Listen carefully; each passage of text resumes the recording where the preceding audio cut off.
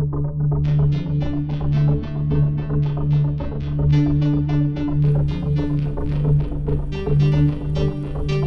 if the factors that fuel human trafficking aren't just forces out there, but right here, shaping the world we live in every day? Here, we take an unflinching look at how cultural influence, hidden pain, and exploitative systems contribute to the demand for commercial sex. This isn't just another awareness podcast about a social issue. It's about people, the human stories of those harmed, those healing, and those waking up to their role in change. Welcome to the Demand Disruption Podcast.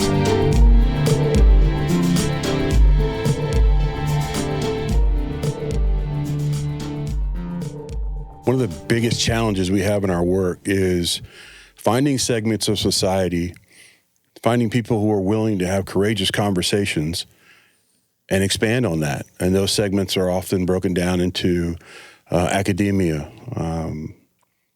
law enforcement, the faith community. And while we've had that success to do that as an organization, my guest today is Kevin Wilkinson Jr. His academic pursuit, his career pursuits he's the living, walking intersection of all of those things. And Kevin, when we said, let's do a podcast, before we made the list, I said, okay, well, I got a guest. And I could not be happier than to be sitting here with you right now to talk about this. Thank you. Thank you very much. Glad to be here. We're going to go into it, man. Men struggle silently in our culture. And I wouldn't say either of us are really touchy-feely guys. But that silent struggle can lead to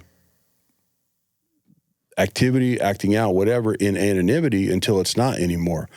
And some of the places that we spend time together at the point of an arrest is where we meet some of these men, where it goes from anonymity to arrest.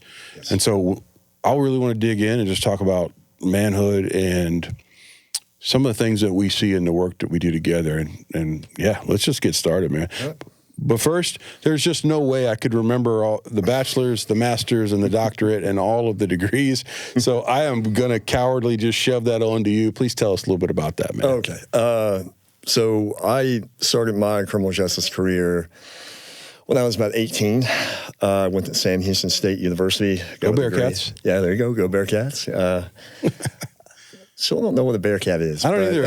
I went there for all of about a semester and a half. So. Oh, yeah, Huntsville, yeah. So I have a bachelor's degree from there. I have a master's in criminal justice from Lamar University out of Belmont. Go Cardinals. Go the Cardinals. Okay, 2 for 2. What? And then I have a doctorate from Liberty University out of Lynchburg, Virginia, which is a Christian-based university. Eagles? Yeah, the Flames. 3 for 3. The Flames. Eagles. Okay. But it was Eagles before, yeah. Okay. So anyway. I also have an executive degree in criminal justice administration. I mean, they're all pieces of paper. I know you do. And so I don't like talking about myself too much when it comes to that. Part of asking you to do that was just so you'd be real uncomfortable right at the beginning. That is the mark of a great podcast host right there. Well, on top of that, I think which means more is the experience I've had. Mm-hmm. I was a Texas peace officer for almost 6 years. I went and worked for HPD in the real-time crime center for about 9 years as a criminal intelligence analyst. From there, I was very, very fortunate that I was asked to become a founding member of TABC's intelligence unit. TABC, Texas Alcohol and Beverage Commission. Yeah. Was that with John Wall? Was that when John went over there? John, rest his soul. Man, rest his soul. Great guy. Yeah. Him and now Chief Witt, they said, hey, would you like a sergeant's unit? I said, I would love to. And real quick, what we do with the unit is do human trafficking investigations in commercial areas that involve an alcohol license. Mm-hmm. So strip clubs, bars, cantinas, places like that. We can get more than that. Oh, we're going to. Yeah. I got them on my radar. Later. Definitely. And then what I've been doing recently for the past year and a half is I'm a associate professor with Houston Christian University. I've been teaching criminology. What's really exciting, not a lot of people know this, I know you're aware of it, is they have given me full reign to start a master's program. Oh, you can make that public now. Y'all, yes. Okay, yes. that's yes. exciting. Full reign to make the full reign to create it however I like. I suggested that we have an emphasis in human trafficking. Mm-hmm. One of those emphases being demand mitigation. Yeah. And they have given me the green light and all that. So now with Houston Christian University, if you want to get a master's in criminal justice, you can have an emphasis in human trafficking studies, or an emphasis that follows a thesis, which you can use for human trafficking studies. Yeah. So to say that I have been blessed would be an understatement. An understatement. I'm going to go ahead and say it. A lot of this has to do with what you and I have done, collaborated. Oh, there's two people that I wouldn't have my doctorate without. One would be you, and what we did in our collaboration for that, and the other would be my wife, Anna Wilkinson, who is a Texas peace officer for a school district here in Houston. I thought you were going to say who is a force of nature, a badass. I thought you were going to pick one of those. Yeah. Also credentials she owns, yeah. Yes, but one of the best things that she did for my career and my academic was introduce me to you. So without her, because I was at a loss. When I was looking for my dissertation, I was at a loss. I didn't know what to do, where to go, where to start. My chair had told me the subject that I had. She said, throw that out. And it was about 3 months of hard work, and I'm going to leave it. And then my wife told me about your organization, what you do. So she came to one of our presentations, I think, and from that, she took something from it and was like, maybe you should talk to this guy about this thing. Yeah, tell that story. Yeah, yeah. She went to one of your, I'm trying to think where the location was, but she brought the information home, and we talked, and I wouldn't say she forced me, but she really kind of criticized. She's like, this is what you're looking for. Because I couldn't find an angle as far as human trafficking. Yeah. So with all your credentials, like this is pretty recent that you got this doctorate in the last 4 or 5 years. Yeah. So with all of your credentials, you still were struggling with finding an angle. And I think the way you explained that to me was because we need to be contributing something new or adding to an enhancement of the understanding of the general public or academia. Is that pretty much? Okay. Yes, 100%. Got it. Okay. And it needed to be something that contributed to the body of knowledge of criminal justice. And I know you and we spoke, and I mean, go ahead and talk about it real quick. Through your program, we were able to interview anonymously over 50, I think it was 55. It's close to 60, yeah. Yeah, it's close to 60 buyers. Yeah. And through that knowledge, that study, we were able to prove 4, if not 5, of the theories that held credibility that, yes, purchase of prostitution, solicitation, all that stuff from the buyer's perspective is possibly a influential continuum over a time that hinders on certain influences and causations, or the negative coping mechanisms that lead to that. And I know we talked about this a little earlier, but I'm going to go ahead and say it. The escalation dynamic is what sold me. Oh, yeah. We're going to get into that for sure, right? We'll get into that. I cannot express enough, and I know we talked about it earlier, how that could be utilized for so many things. Yeah. So, so that whole journey, I don't know why it sticks with me. What's the first thing you said to me when you walked into that restaurant the first time we met? You said, you weren't what I was expecting. No, it wasn't what I was expecting. And here's this guy who's going for his doctorate, walking in with a beard. He looks like an action figure, chiseled out of marble. And I was like, you were not exactly what I was expecting. So here's a couple of meatheads sitting at a table trying to solve trafficking, or at least come to some sort of contribution to academia. And I always look back on that, and I laugh, but I laugh because I know that 10 years ago, human trafficking, that's awful. That happens in Russia or Eastern Bloc or Asia. My ignorance level was -0. It was below 0. And it was never something I thought I would be doing for a living. And I hope that it stands in testimony that if you feel called to some work, take your time, start slow so you can go fast, and then in doing so, understand it and find good people around you, because that's the only way you're going to learn or understand things. And when you sat down at the table and we started talking about your doctorate, I was questioning, is this doctorate material? But in talking with you further, I started to hear from your perspective and understanding that you had a mixture of law enforcement, you had a mixture of a great deal of academic success and accomplishment. And it helped me kind of reframe, oh, this isn't just something that I've experienced and seen a pattern. The escalation dynamic is something that needs to be investigated. And the last thing I'll say about that, because we are going to dig into it, but it comes back to not being too afraid to be wrong, to allow somebody a closer look at something that you think is right. And if you're not willing to do that, you just can't stretch. You can't grow. And you have provided so much growth and perspective to the work and the way we apply it, just from your willingness to ask questions, pursue it, and then go to work on it for your dissertation. Well, I mean, it's when we first met, you told me about your background, where you came from. Yeah. Before all this, for a half second, I was like, what is your angle? Like, what is your angle? Why would you? And I keep saying this a lot, like we've talked about this before, and I'm going to stop saying it, but the sheer unpopularity of the problem that your organization is trying to solve. Oh, I'm fun at parties. Yeah. Yeah. Let's talk about porn, everybody. Yeah. and just and not only that, the scope of which you're walking into this, and you're not just convicting these men and damning these men. I mean, law is the law.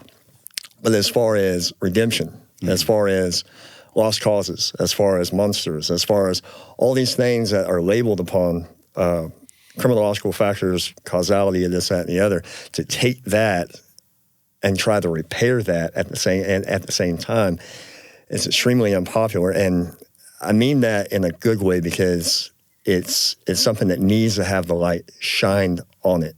I mean, at the end of the day, you stop demand, you stop human trafficking. Yeah. Simple as that. It's an economic model like any other, right? Right. And I truly appreciate that. So let's go back a little bit. Okay. As we're looking at how to impact demand and understand it better, understand how somebody gets to that point, it makes me wonder, in your experience, and this can be academic, it can be professional, from law enforcement perspective, either one. Did you have to come to a point where you didn't think they're all dirtbags, or they're all predators, or they're all monsters? Because I had to have that modeled for me. I actually went to a training with my oldest son with Love People Not Pixels founder, Bo. And that training was so that we could talk to men at the point of arrest. And it was the first time we were doing it. We sit down, guy sits down in front of me, and I just remember this hatred let's just call it what it is. Yeah. I'm hating this guy across from me because, I've told a story before, but I've got a mom, I got a daughter, I got a sister, I've got women in my life that I love and would protect no matter what. And here's this reason for human trafficking sitting across from me. Yeah. And that's everything I brought into this, even though I had a training that was supposed to be, well, these guys are here by their own program process. What I had modeled for me was a man speaking empathy and vulnerability to another man who was already arrested. And what it modeled for me is understanding there's more to this. There's an outcome. I'm sitting in a room with an outcome. I'm not sitting in a room with a beginning. The beginning and that timeline that leads to the decision-making to buy sex, that's where the answer lies. Deconstruct that, and you stop the failover. Yeah. And so I kind of went off, but I wanted to give some depth and perspective to what my first experience was. I had to have that shown to me. So in law enforcement, did you have to have that shown to you? Did you have that heart for men that were being arrested to begin with? What was that like for you? What really hit me is, as you know, we have two types of human trafficking operations. Yeah. You have a victim and you have a buyer. Mm-hmm. So if you have a victim, you have officers who are making phone calls, solicitation, hey, I'm a John, meet me at this hotel, meet me at this house, whatever. And, we had one in Galveston where they brought in a girl who was maybe 14 years old, heavy makeup, bag full of clothes, and, you know, shock and awe. It's just like, and it broke everybody's heart to see that. Yeah. And then we have the buyer. And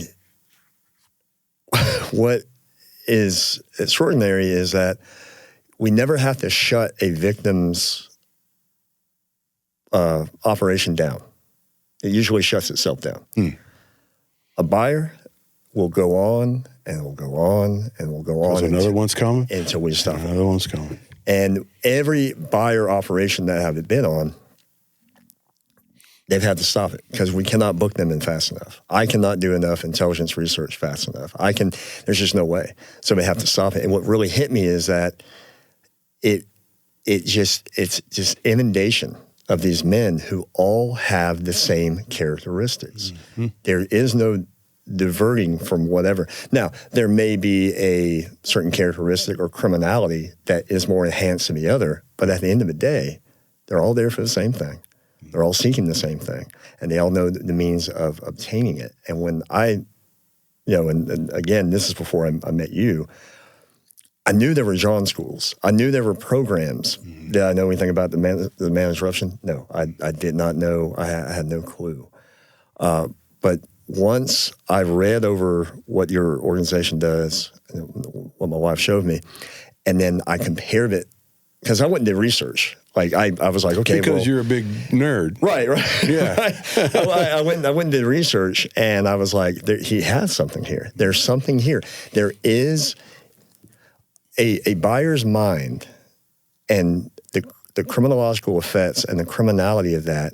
It's more than just boys will be boys. It is an actual criminal process.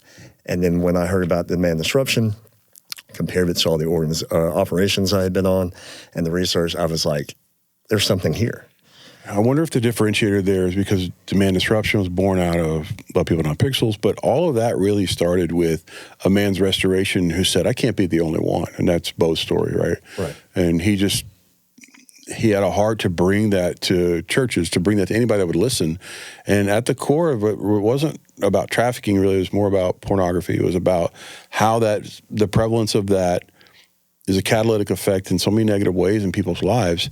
And he did it from not a shameful or let me hit you with a Bible upside the head. It was empathy and vulnerability, but also let's talk about some of the ways that it is destructive. That's really where that perspective came from. And we've kind of coined the phrase, I think, of buyer informed, because we do have to understand how somebody gets to that point. And so in talking with Bo and really going through that from a focus on pornography and commercial sex, I really started to see more and more of the connection with trafficking. And he did too. But as we did that, I felt like that was my connection point. I used to be a capital project manager. My brain works in causation, correlation. Like I want to see where's the connective tissue. Because how in the world does this industry exist? And we all know it's illicit, and we know people are being used and turned into a stock item and being a part of a supply and demand model. How is that possible in our country, in our world? And so I couldn't reconcile that. I had to try to understand a little more. And so where that's taken me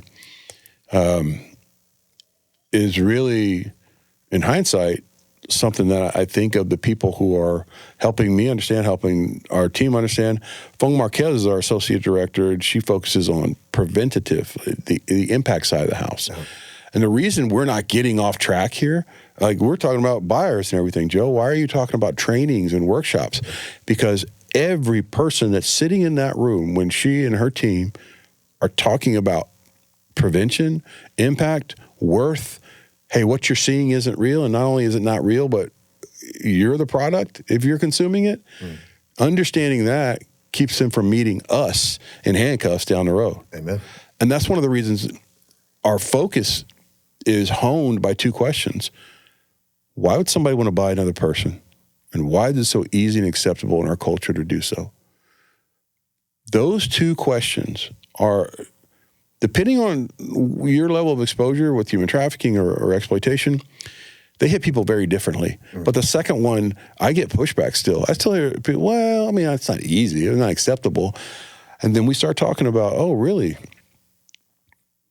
How come 10 years ago, a conservative study from the ASU said that 2,400 men a day are attempting to buy sex in Houston alone? Oh, yeah. 10 years, that's a decade ago. You think the problem's gotten better or worse? It's gotten worse. It's gotten worse. Yeah. And so as we think about that, it is just bringing light to a reality and then starting to work backwards to understand it. And so asking tough questions and being unpopular right now is important, because we have got a nation that is understanding trafficking now, is understanding so many things. I mean, the Diddy trial, really, for most people, are like, well, no, they're trying to get him on trafficking. Look at all of the different ways that human trafficking is surfacing in our culture, and doing so in places where you don't have to be in law enforcement or an NGO to see it firsthand. We're seeing it in our common culture. Yep. And it is not the beginning, it's the outcome. It is. It is. So why, Kevin, we can't just say all buyers are men, but we can say just about all buyers are men. 90%, 95%. Yeah. You know, I know, we've seen it firsthand. Why do we have to shut down buyer operations? Why does the revolving door keep going? What's behind that? What's wrong with manhood? Where's the brokenness happening? Power. Tell me more. The power dynamic.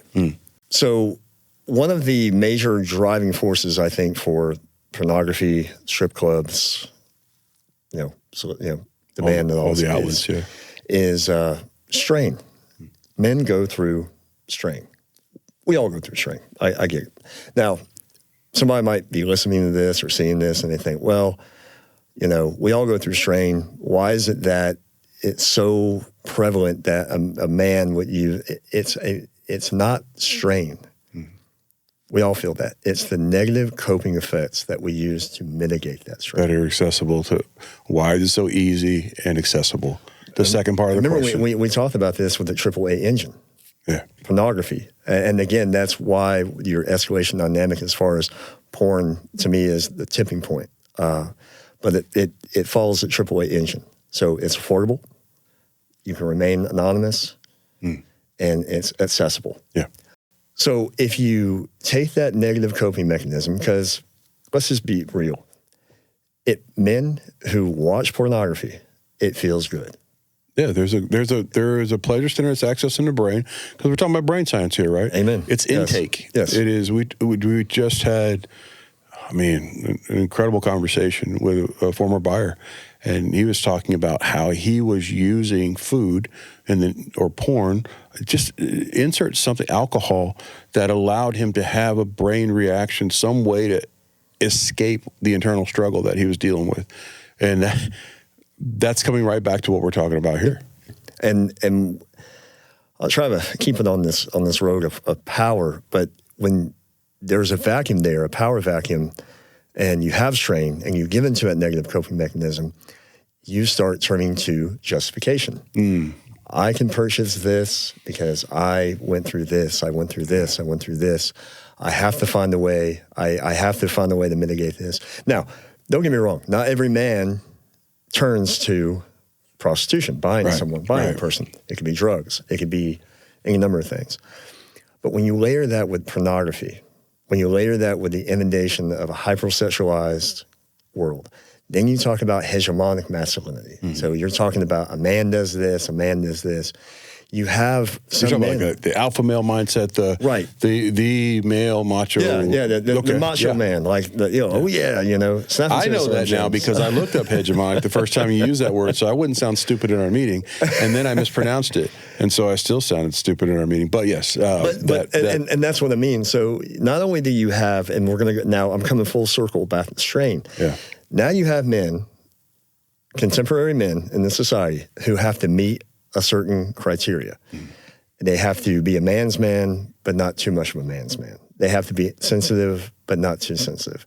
And they're inundated with, now again, I'm not making excuses, because somebody might hear this or see this and think, oh, I'm making an excuse for the purchase of another human being. Yeah, the difference between reasons and excuses. Right.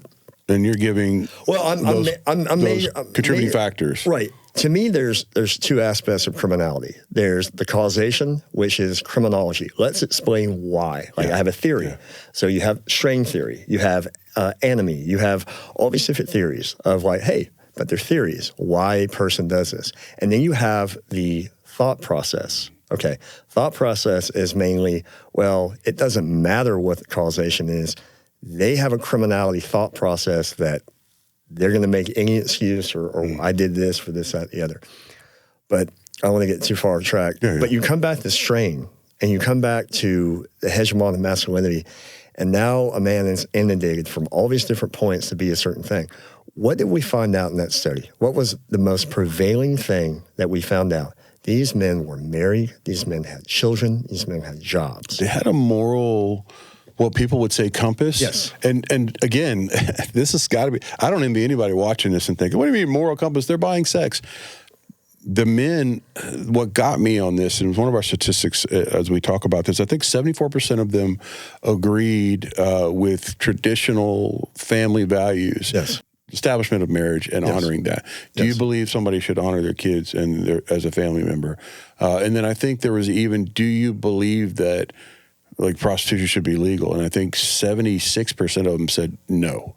These are men who bought sex. Mm-hmm.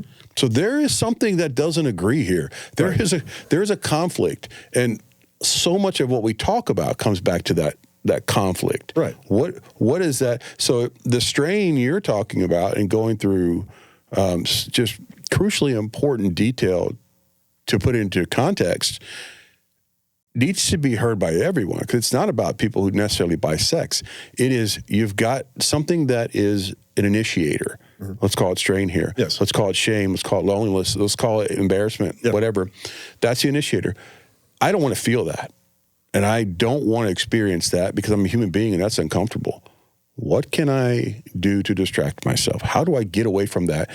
And now we've come back to our topic of conversation is how readily available that is to men in various forms. And that power and that control. And then you layer on pornography on top of that. Yeah. I watch it. I emulate it. Look at that. That's power and control. I have a menu. I am calling the shots. Yeah. And if that's not enough, then after a couple videos, what's going to pop up? A webcam video. Say, here's some more power you can have. Yep. Here is more, instead of you in a video, what if you could tell me what to do? Yep. And I have to do it because you're paying me. And it puts you back into the justification. It puts you back into the transaction. It puts you back into that power position. We've got a slide that I just put in a presentation recently because I couldn't get it right. It was the word consumption, but off of consumption, there were about 7 or 8 different words, and they were justification. Yep. They were all of the words we keep using. Because when you decide to consume, sometimes it's not a total decision because you're fueled by other things that are conditioning, but just the ownership of consumption and deciding you're going to consume something, there are so many other things that you've got to realize went into that decision. Yep. And when we talk about something like this, it goes back to, are you the consumer or are you being consumed? Because pornography is such a sinister way for somebody to experience what they think is power and control. And then, and real quick, and this is super important, and I don't want to forget it because I got so many things running my head. Yeah. Talk about real quick the sales cycle. Okay. Because this right here, I remember when we first met, you told me where you came from and your background, and you kind of mentioned a little bit ago. Yeah. When you started comparing that to pornography and as far as all that, talk about that real quick, because you hinted on it with the webcam, and I think it is extremely important. Go back to what you talked about. Go. I mean, between previous career work, it was all, you could just put it on the category of strategic sales. Is what I did before. I left my career to volunteer and then ultimately work in anti-trafficking work. And one of the things I say in our presentations, and I want people to hear, especially men, is it breaks my heart to say that the most perfect sales cycle I think I've ever seen is pornography. It's free. It is ubiquitously accessible. It's everywhere. You've got anonymity. We're back to the AAA engine, right? Yep. It's affordable. It's free, right? We talked about that. It's self-generating. We have a culture that has normalized it to the point where it's just sex. It's nobody's business. You shouldn't judge. So there is always this justification mixed into it. And so let's say I go to a website to see a video, which I struggled with porn for years. I've said this so many times, and I didn't even know I was struggling most of the time. It's just right there. It's on the internet. What's the big deal? I click on that. I see that. I like it. That is essentially marketing, because you don't have to think about who's in that video. You don't have to think about how that video was made. You don't have to think about any of the product choices that were made to create the product. Yep.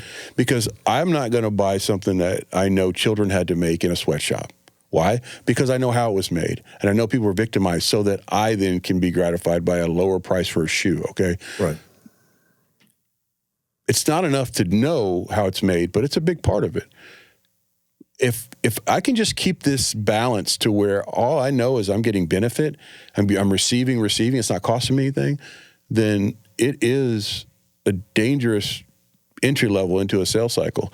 And what that sales cycle looks like is this. I'm there for this content. I'm watching a video. It's me in a video. Well, now that webcam pops up. Now it's me in a person. We're not in the same room. I still have justification. I still got consumption. I still got a transaction. Now I'm willing to pay for it. She's making money. So there are ways that we tell ourselves it's okay, because our traditional societal framework will say, yeah, that's just commercial. Who are you to judge that woman is a sex worker? Like, it puts upon you all of these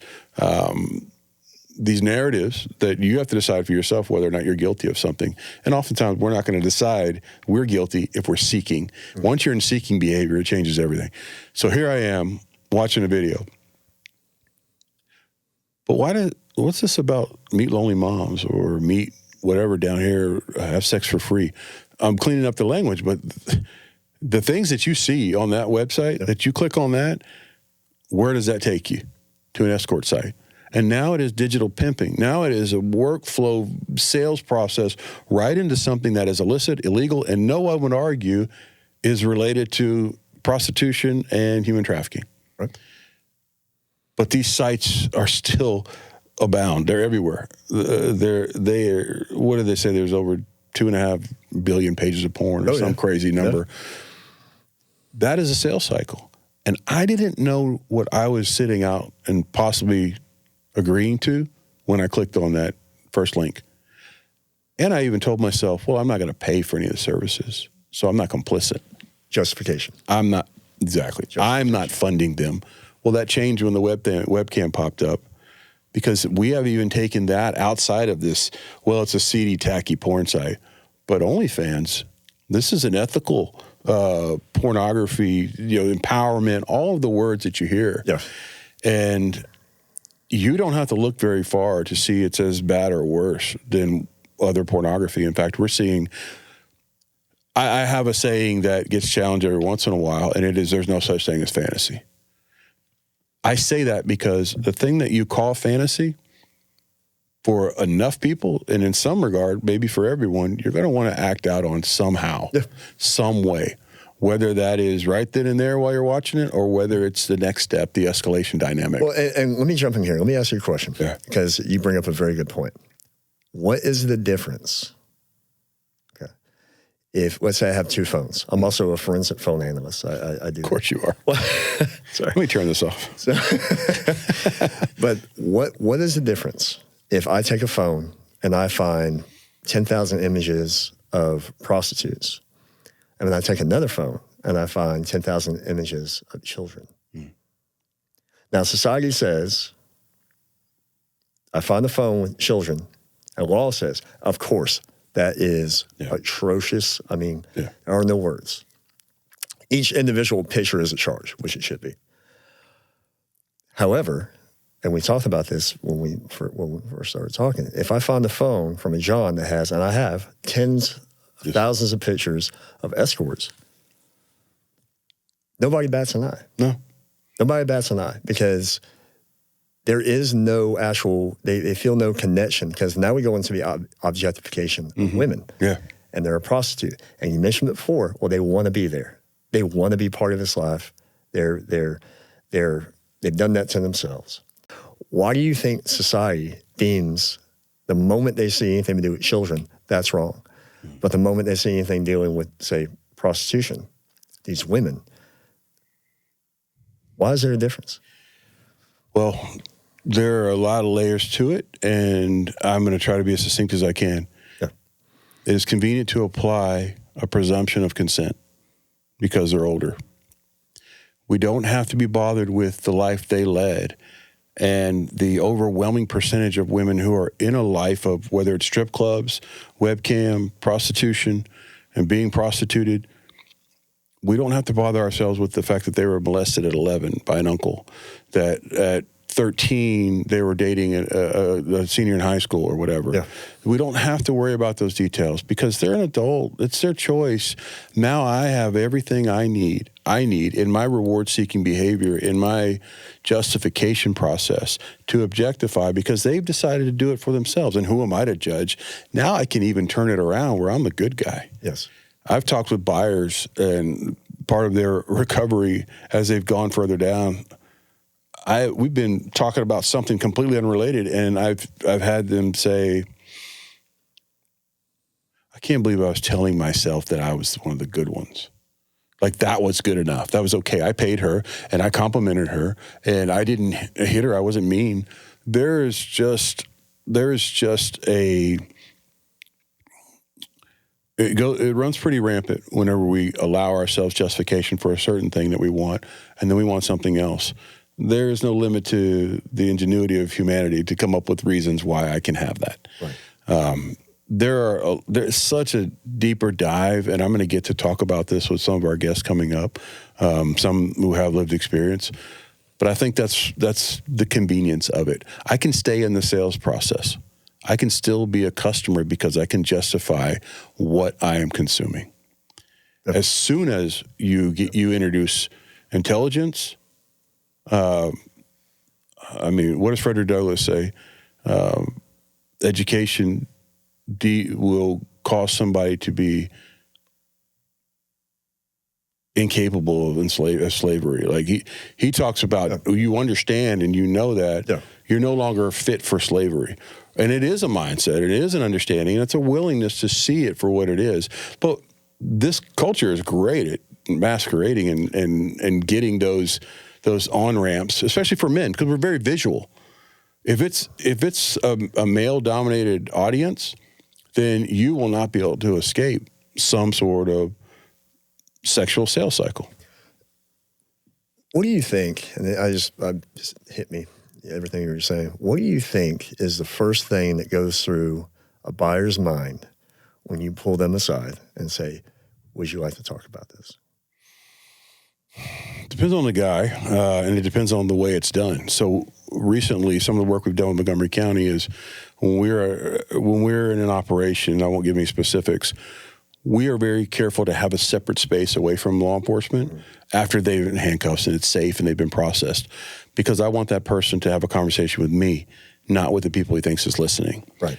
And so when we have this conversation, this back and forth, the part that we really are focused on is getting to the next conversation. Our team, when I train people, I train them, it's not about right then and there. It is about establishing a rapport and starting to make sure that that person understands your actions are directly related and leading to human trafficking. Most of the men we talk to do not understand that.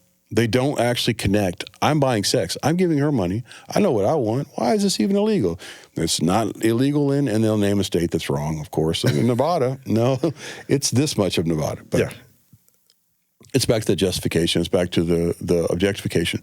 So when I'm talking to a man and I'm asking them these questions, depending on their mindset and where they are, I'll get a different answer.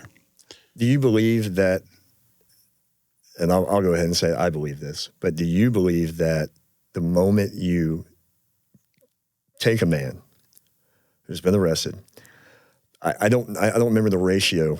They compared it to DWIs. Mm-hmm. I think like for every 100 times that you've driven drunk, you've been arrested. Yeah, I don't know what the ratio is because it fluctuates. But do you believe at that moment, that point of contact that you have with them, that you are already starting to change? Yes. One of the things we tell them is, this is not who you are. This is what you did, unless you do nothing about it. And that's what I mean. Like, do you believe that you're automatically, because we talked about this at the beginning, the unpopularity of this. They're already assuming I've been arrested, the shame, Yeah. I'm a monster, I'm all this.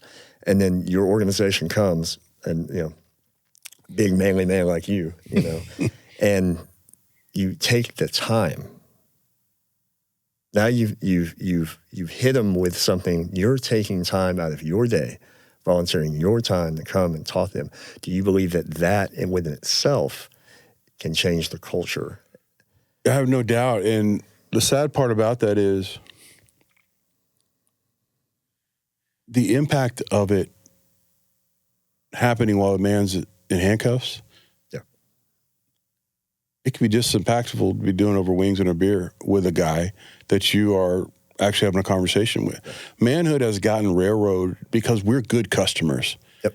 C.S. Lewis says an obsessed man offers very little sales resistance. If everything I see, everywhere I see it, is sexual, then what's the big deal, man? The escalation dynamic. We talk about that. The stair step, softcore pornography. Oh, I like that because it's sex and these models look good. But there's more. I know there's more. So you go from what the FCC calls softcore to something that's hardcore. What makes it hardcore a lot of times is the combination of violence and sex, yep. The power imbalance, yep. The domination. And the reason that's important is because the part of the brain that consumes that when you see it, man, that is a dangerous cocktail right there. Yep. That combination for men especially, as they're seeing that, it creates a compulsion. And now I've got a customer that ain't going to say no because I'm not charging him for this. And he gets gratification. This industry knows what they're doing. The porn industry, I mean, their content, it's so many times scripted and laid out in certain ways that it's going to be highly, highly compulsive or addictive. And it's not an accident. And so when we understand that, we've got to ask ourselves, what other ways am I maybe being influenced as a man? What other parts of society? Because this is not about vilifying sex. It is not about vilifying a person who watches pornography. It's about understanding what you're consuming, what you're saying yes to. Because that part I guarantee most men don't understand, and most people don't understand. Yeah. Sexuality and sexual development, there's nothing wrong with that. Yeah. The sexualization of that development is what is inherently... Sexualization of that development. Is what is inherently dangerous. Yeah. And not only the escalation dynamic, to me, is what pornography is the tipping point. You're now going into intergenerational. Mm-hmm. Mm-hmm. So now I think I read an article, it's been a year, it's been a while. Internet came out full force 1997, 1996. Yeah. High-speed internet, about 95, 96, yeah. So a scholar was saying that we are now in the 2.5 generational wave of pornography. So it's like I have a son, you have sons. It's what are we leaving behind? Yeah. What are we leaving behind for our generation? And all the escalation dynamics, pornography included, it's that start over. It's like, what are you going to teach your children? What are you leaving behind for them? And this goes back to what you were saying about men. How do men raise their sons? And more importantly, how do men raise their daughters? Yeah. And now we're looking at the objectification of that. Yeah. So. It's hard because as a dad, I am well aware of my failures. I know the things that I wish I could do. So many things I wish I could do over. It is an unfair process in our culture right now to see what technology gaps there are and the game that we've always played as kids with our parents. What can I keep from them? Like, I did it. Everybody through the generations, well, what can I get away with? What can I do? What can I? Parents aren't looking. They're not home, whatever. When we think about our reach and access now, what I can get away with, apps that are designed to help me get away with it, apps that make whatever access disappear. It's an unfair fight, and we want to help people get past the shame and all of that and get to a point where we're equipping and we're having conversations. And that in many ways does start with men. It does. The men are the problem, then men are the most direct solution to this fight. And that's the part where we've got to stop. We've got to stop taking shortcuts. as a man, it is much easier for me to be macho, never be wrong, be the loudest guy in the room. I've lived that life. I've been a big guy most of my life. And if I'm in an argument and I get louder, I'm already bigger. I'm probably going to get my way, or at least they're going to shut up. Sorry, am I yelling right now? It's a learned behavior. You don't have to turn it on full blast, but it's there if you need it. And it is a way of manipulating others, and it's intimidation, and it comes from this mindset of, oh, I'll get my way. Don't worry about that. Well, but that is easier than actually shutting up for a little bit, listening, hoping to understand what that person's saying and not being threatened by it so much that I've got to lash out at them to stop all of this that I now have to deal with because it sounds truthful and I don't want to face those truths. Well, and what you're doing, what the organization is doing, and other NGOs, I don't think there's any NGO like yours ever. I mean, I'm hoping. To me, I think we're going to lose all credibility because you're too complimentary. I think your program. No, I appreciate that. Say I'm going to get in trouble. I don't care. Your program should be the gold standard for men who are arrested. They should mandatorily go through your program. It should be state sponsored. I'm sorry. I'm going to go ahead. Appreciate that. That's the way it should be. We've got to do better than John's because you're looking at what Demand Disruption and other NGOs they do, especially y'all's, is there's 3 points of contact. You have the awareness. You're getting children, families, making them aware. You're bringing them into a community of men who are suffering from strain, and they're suffering from the power dynamic, who haven't been arrested, or maybe they haven't entered into that, and now you're hitting men while they're arrested. Yeah. So there's 3 points of intervention, and that is what is so sorely needed. It is the complacency. It is mind-boggling to me. Yeah. And I'll be honest with you, up until I started researching this like 4 years ago, human trafficking bad, pornography bad, prostitution bad. Yeah. But the effects that it creeps into everything. I know I want to just talk about real quick why I titled it "The Breeding of Wolves." I was just going to ask you that. Yeah. The dissertation, the Breeding of Wolves. We talk about the escalation dynamic and the escalation continuum of that. The reason, one of the main reasons is these men in this generation, it is so commonplace, the hypersexualization. You have to meet that standard of a man's man. You're breeding these men. You're not so much breeding them to be offenders. You're breeding them to be in an environment where the justification and the inclination to do it is warranted. It's okay. Yeah. Like, this is how I solve my problems. Right. It's like conditioning. It is this bringing to the precipice of a decision that when you make it, you're going to own all the consequences. Yeah. And other people are going to be harmed too. That's that other part of it. Yeah. You mentioned the research. I wanted to go there. We could talk all day, but there were some things that in that research that I really found fascinating, and I think it's been downloaded. How many times your dissertation was it? Actually, I checked it yesterday. As of yesterday, it's been downloaded 178 times. That was the barrier for me, was in a lot of ways academia. But your willingness to look closely at this, interview these buyers, how many questions were on that? 70 question survey? Almost. Yeah, 68 questions, I think it was.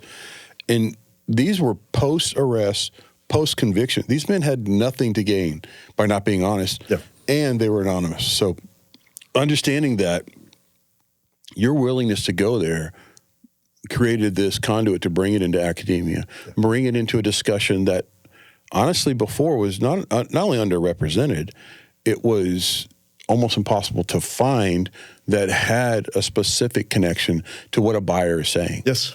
So that buyer-informed word again. We come back to that because if we're not learning from the people who are doing the thing we shouldn't be doing, then how are we going to learn how to interrupt it? Yep.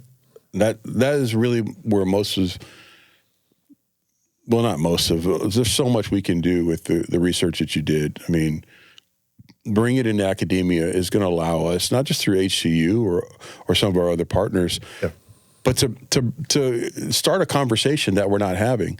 We don't even agree.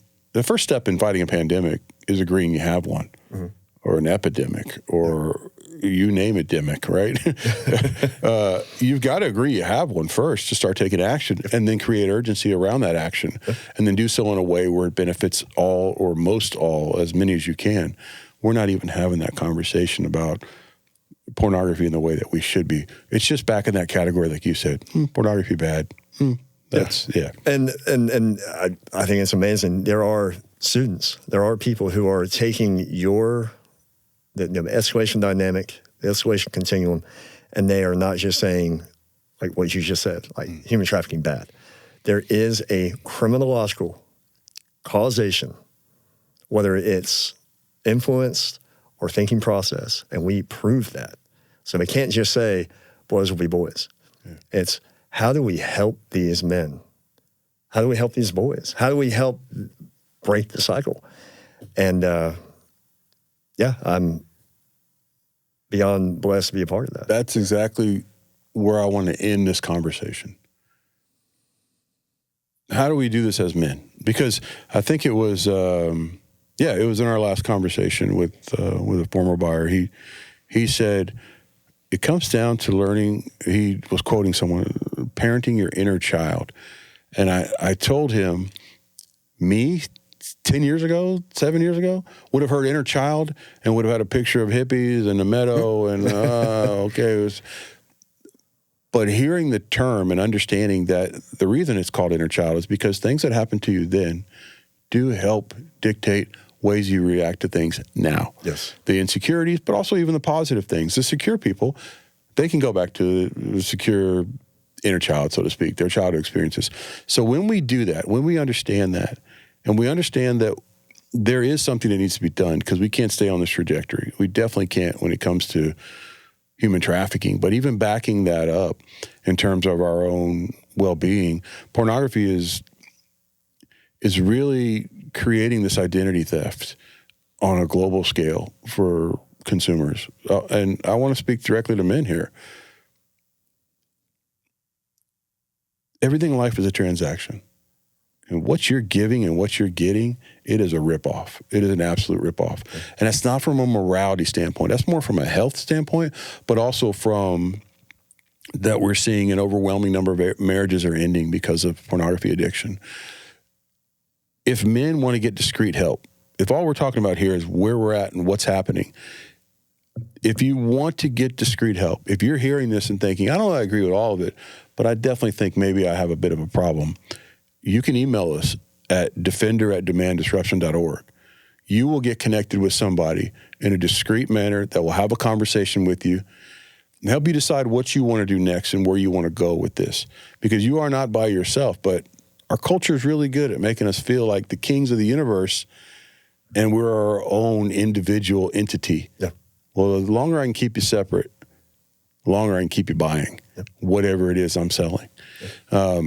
We ask a question at the end, and it's something that I've asked before, but not in this podcast setting. Chocolate. I love chocolate. I'm sorry, go ahead. It might be the same answer. If you could go back and tell little Kevin something when he was a little boy, a young boy, whatever. We didn't really get into childhood or anything like that. That'll be part 2, I guess. If you go back and tell him something, what would you tell him? You would think that I would say, I wouldn't tell him nothing, because look where I ended up. Killing it, crushing it. I'm knocking it out. No, you mentioned something to me earlier today, and I think it's a good time to talk about. I was born with a birth defect, a bilateral cleft lip and palate. I inherited it from my father, genetics. Yeah. I can see that there were times in my life that if I was influenced by maybe the inundation of what men go through today, I could see the power struggle, the strain. Seek some refuge there. The refuge there. If I could go back and tell myself, it'd probably be that to find God sooner. Because of what my father went through. And this kind of goes what we were talking about. When my father went through, we were known of God, talked about it, but it was not, I can pray where I want. Yeah. I can pray to God where I want, anytime I want, this, that, the other. I didn't have that sense of community. And if I can go back and I can tell Kevin, I can be like, hey, I know you're going through a lot. You've had 23 surgeries and you feel different. You feel this and that. There's a community out there. And I say that because that's what you're building here. My hope is that what you just said, that you have men come forward, not at the point of arrest. Yeah. Don't wait till then. Don't wait till then. That they come forward and that men hear this and they go, hey, here's this big old boy over here. He's not trying anything other than to end the cycle of human trafficking through demand. And it's a community, and I want to be a part of that community. You're a leader in that community, and we rely on you for things like that. And we're just so grateful that just Demand Disruption as an organization, the work that we're doing, trying to collaborate with others who are doing great work, and that's not in our lane. We want to support that, but we borrow the expertise from people like you. And for you to come on today and talk about this, especially talk about it in a way that we didn't really spend a lot of time on human trafficking, and you and I could talk about that all day. Yeah. I hope what resonates, what the echo is about manhood is not something that we should be sold, not something we should be convinced of, not something that we should try to justify. There's no greater reward than loving and being loved in a relationship that's not conditional on how you're acting in the moment, what you can get from that person, what you can gain. And we see that, unfortunately, be a common theme with men who are looking for something. So, man, thank you so much for who you are in our community, the work that you're doing, and we look forward to continuing to do it some more. Amen. Amen. Thanks, Kevin. Thank you.